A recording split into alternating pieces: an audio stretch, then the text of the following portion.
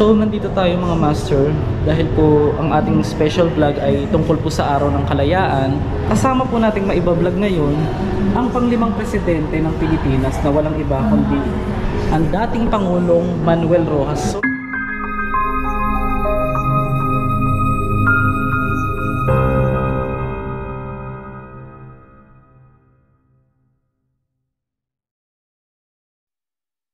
Isang napakagandang kasaysayan ang ating matutuklasan ngayong araw. Sa ngayon ay gumala tayo sa Roxas, bayan ng Capiz upang magbalik tanaw sa buhay at kasaysayan ng ating ikalimang presidente sa Pilipinas na si Manuel Rojas. Ating balikan ang kanyang nakaraan at ang mga gamit na naririto sa isang museo na matatagpuan dito sa Capiz. So nandito po tayo ngayon sa Capiz, sa Roxas City. Ipapasilip ko pa sa inyo yung mga kagamitan mismo ng ating dating Pangulo na si Manuel Rojas. Ito yung kanilang mismong real life stand. Wow. Tapos makikita nyo rito yung nagtapos siya dito sa Hong Kong Academy noong 1904. Itong establishment na ito mga master, ito po yung itinayo noong 1916. Oo. Panahon pa po yun ni dating Pangulong Rojas. Ito po ay dating water tank na binild up ng 1916 at ngayon ay ginawa na po itong mismong museo dito po sa Roxas City. So papakita ko sa inyo mga master. Ito pa po yung mga ilang kagamitan. Ito, alam naman natin, di ba, nailagay sa 100 piso yung imahe ni dating Pangulong Rojas. Yan. Hindi siya pwedeng buksan. Ito yung mga kagamitan mismo. So,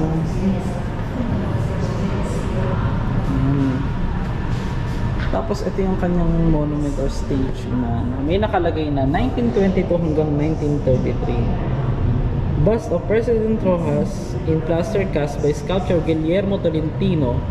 The bust served as model for a 9-foot bronze statue of the president as later rendered by the same national artist. Oo. So mga master, isang national artist po ang gumawa nitong bronze or bronze na to. Makikita nyo, napakamahal po ng halaga niya mga master. Isa po yung bronze. May mga pictures pa si Rojas yung kasama yung mga Amerikano. Makikita nyo mga master. Siya yung itinanghal na unang presidente sa bagong republika. Oo. Dahil na ipanalo nyo pa ang pagka-presidente over Sergio Osmeña, the first of the new republic. So nakakatawa lang mga master kasi ito yung isa sa gamit ng dating Pangulo. Makikita nyo pa itong mga memorabilia dito. Yung nagka-campaign pa siya dati. Oo, yung mga ipinamimigay yan, ay nakakatuwa naman. Napuntahan nakita natin ito, mga mga pins. Tapos ito naman yung mga medals, makikita niyo. So ito pa lang yung unang bahagi natin mga master. Ito po yung mismong tangke. Oo. So kung tangke siya, kung kunyari ngayon, puno to ng tubig ngayon dito. Naging museum na lang siya ng 1993. Kasi nagkaroon na kami ng water district. So since yung pangalan din ng museum is Panublion, Panublion sa amin is meaning heritage. So naka-display talaga yung most of our display here is all about Capiz and Roxas City na heritage, culture and arts, and minsan venue din siya for our local artists na mag-showcase ng mga works nila. Kaya yun sabi ko kanina, changing yung exhibits kasi like yon sa June meron kaming another exhibit na may art, may mga local artists kami. Tinataon po So aalisin na po yung papalitan ng bago. Pero ito dito na po ito. So far ito permanent siya. Kaya lang pag may mga big events talaga, minsan pinapalitan din namin. Pero mas more yung palit doon sa kabila. Pero tanong ko lang po ma'am, meron pa po ba kayo ibang recommended place dito na historical din? Or may something na nangyari? Or dito po sa Capiz? Yung birthplace ni Rojas na maganda din puntahan.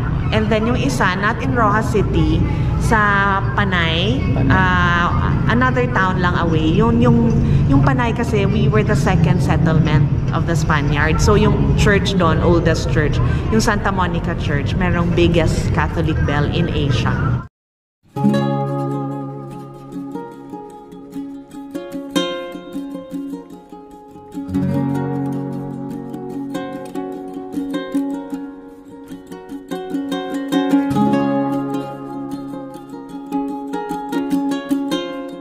Yung, di ba, American period tayo dati. July 4 yun. Tapos naging Philippine Republic. So, ito yung photo ng yung Saloneta. Opo. Yung bumaba yung American flag and then Philippine Republic na tayo. Yung Philippine flag na yan, ito yun. Ito na po yung, ay okay, ito yung mismong yung time na makasaysayang nangyari sa Luneta. July 4, 1946. Oo. Na binaba ang American flag at itong So ito po mismo yun. Yes. Hindi, I mean, hindi po siya ginagawa ng way na para sa coloration or hindi siya pwedeng baguhin. Hindi. Para Kasi po, actually on loan lang to from the Rojas family. So sila yung nagtatago. Pero hindi na na-keep yung color. oo, hindi na nakip yung color. Pero makikita mo yung mararamdaman mo yung Kasi something, yung fact, kasaysayan talaga. Ang pinakabandila na iwinagayway ng kasabay ng sa Republic ng July 4, Oo. 1946 na. That was the time na naging president din si President Manuel Rojas. Kasi sa New Republic po After the war, siya kasi yung naging president. After Quezon, Last siya ng Commonwealth, first siya ng Philippine Republic.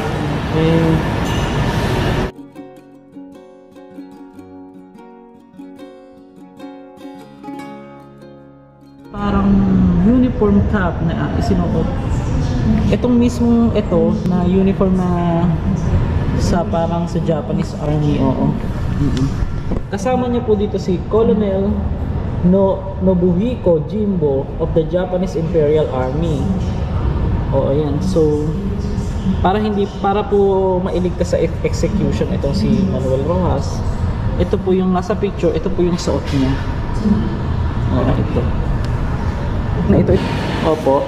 And then ito yung wife niya, si Doña Trinidad de Leon from Bulacan yung wife. Pero si Saan po sa Bulacan si Doña Trinidad? Malolos yata yun, di ba? Oo. San Miguel, Bulacan. Yan, pero anak siya ni Senator Seferino de Leon. That time, senador yung father niya. Tapos siya Carnival Queen. Oo, parang beauty Kababayan ko pala yung kanyang asawa, taga Bulacan. Taga Bulacan. Oo. So, beauty queen siya. Carnival queen. Ay, bongga. Carnival Queen. Dalawang anak nila is Jerry Rojas and Ruby Rojas. Wala pong picture dito, yung bago na. Ayan. Si Jerry tsaka si Ruby. So, si Jerry naman, yun yung Jerry Rojas Foundation. Yun Tatay ni Mar. Oo, father siya ni Mar. Ibig sabihin, third generation na pala itong Si Mar. Lolo, bali lolo ni Mar, si President Manuel. Lolo na pala, akala ko tatay. Mar siya kasi Manuel A. Rojas. Manuel din siya. Ito yung mismong Yung Filipiniana ni Trining, ayan yung handkerchief niya na may borda na Trining. Opo. Talagang na-preserve po Sa edad na 27 years old ay naging governor siya sa Capiz. Pangarap niyang maging isang magaling na surgeon. Pero imbis na surgeon ay naging lawyer siya. Hindi. Ito yung niya when he became governor. Ayan. Yan yung siya yan. Ang governor. Oo. Sa edad na 27 years old, no? Tapos during the war, he was a British, parang sundalo siya kasi that time the president was Quezon. Opo. So yung may malaking role naman din yung Capiz during the war kasi di ba yung mga sundalo natin, Filipino soldiers natin nasa Corregidor. So wala na, ubusan na sila ng pagkain. So si Manuel Rojas na utusan siya ng maghanap ka ng food. So umuwi siya dito sa Capiz. Tapos nagkaroon kami ng parang secret mission yung Capiz. Nakapadala kami ng 17,000 sacks Wow. of rice, corn, egg, and napadala namin sa Corregidor. Parang yung Capiz fed the soldiers in Corregidor no war. So, ito Sa mga hindi nakakaalam, dating naging bilanggo siya ng mga Hapon itong si President Rojas. Pero sa kabutihang palad ay ginamit siya sa pagbibigay daan ng pagtulong sa mga Pilipinong naipit sa giyera. Kaya isa siya sa nakitang pinakamabuting ehemplo ng Hapon na sa araw ng kanyang execution ay pinigil nila ang puwersan upang tapusin o execute itong dating presidenteng si Manuel Rojas.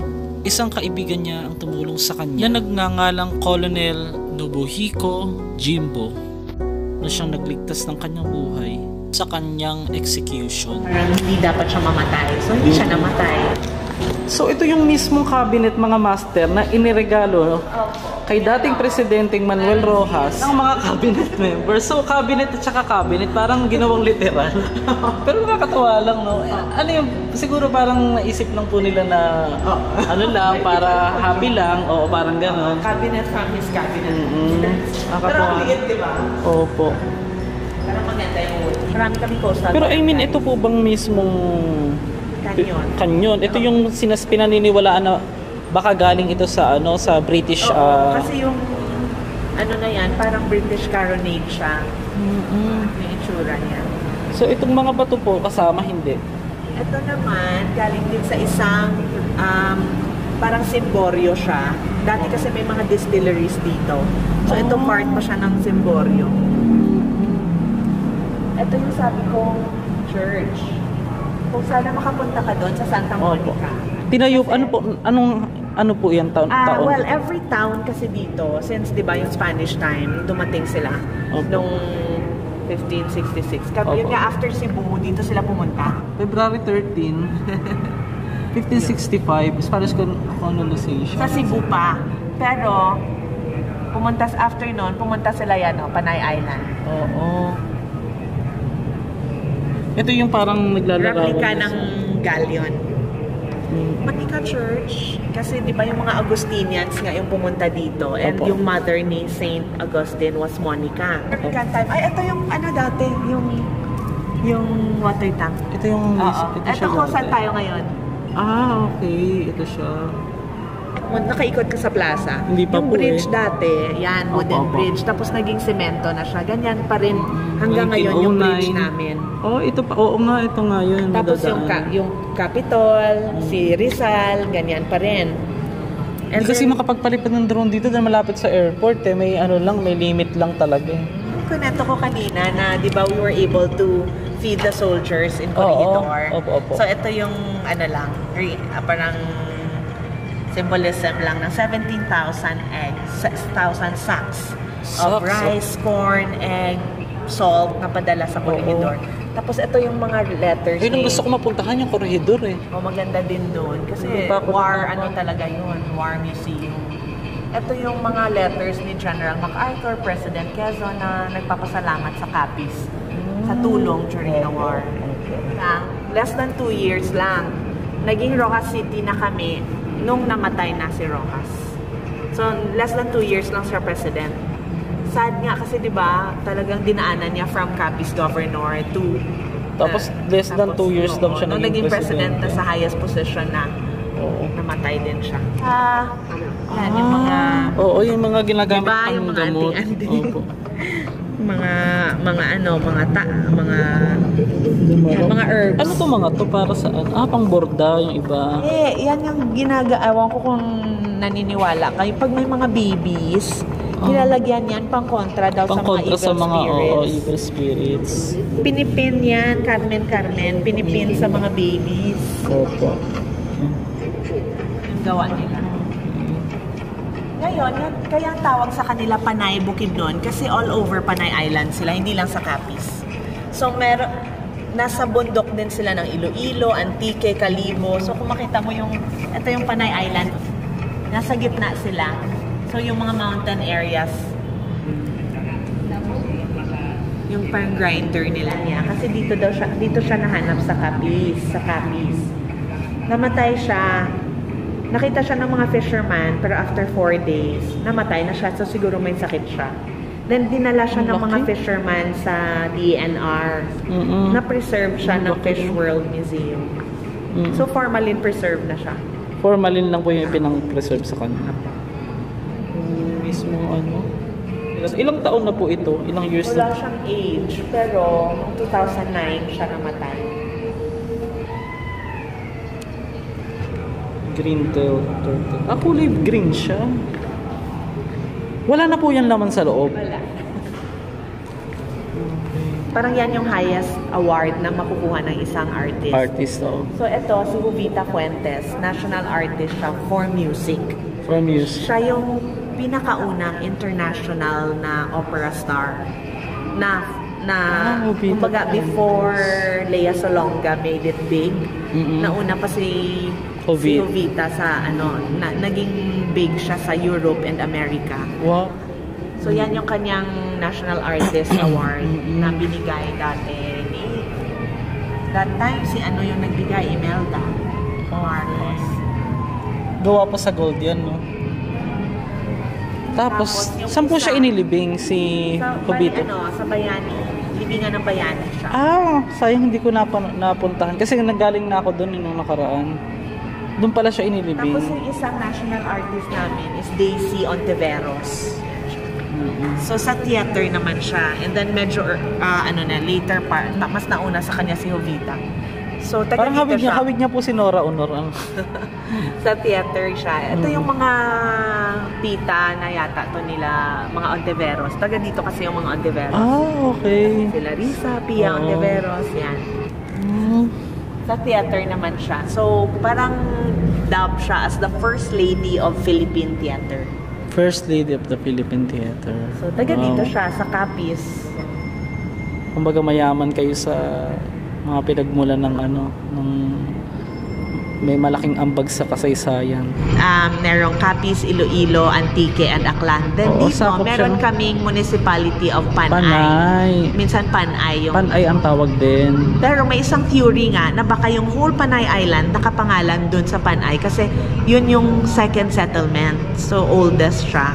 Yung lugar na ito, kung kinatatayuan na ito is meron pa siyang ibang lagusan or something. Na Kumbaga, I mean, may mga tunnel or mga exit, wala naman. wala. Yun, Kasi di ba minsan pag historical, sabi nila, oo, may mga secret. oo, may mga secret tunnel. Ano naman po ito, madam, itong mga ito? Na nakita siya underwater in one of the coastal barangays din dito in Bara. Meron din yung isa doon, yung canyon, pero ibang ship. Ito, Chinese junk ship siya. Yung parang British kasi yung canyon na yan. Sa maiksing panahon na kanyang pagkakahalal bilang panglimang presidente ng Pilipinas ay nagmarka ito sa ating kasaysayan. Ang isang taong dating bilanggo ng mga Hapon ay nabigyan ng isang napakalaking gampanin at pagkakataon. Hindi lang para makatulong o makapagbigay ng mga pangangailangan ng dating mga Pilipino na nabuhay sa giyera. Ang kanyang malasakit na nagawa ay magpakailanmang maituturing